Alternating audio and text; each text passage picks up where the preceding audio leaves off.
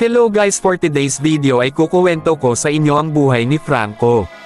Si Franco ay isang matapang at makapangyarihang mandirigma na kilala sa kanyang husay sa pakikipaglaban at pagiging mahusay na bantay sa mundo ng Mobile Legends. Ang kanyang kwento ay puno ng tapang, pag-asa, at pagkakaibigan. Sa kanyang kabataan, si Franco ay lumaki sa isang maliit na nayon na nalalapit sa kagubatan. Bilang isang batang mandirigma, ipinakita na niya ang kanyang kakayahan sa paggamit ng kanyang mga puwersa at katalinuhan sa pakikipaglaban. Mula sa kanyang ama, natutunan ni Franco ang mga kasanayan at prinsipyo ng pagiging isang tunay na mandirigma. Ngunit isang araw, ang kanilang nayon ay inatake ng mga puwersa ng kadiliman.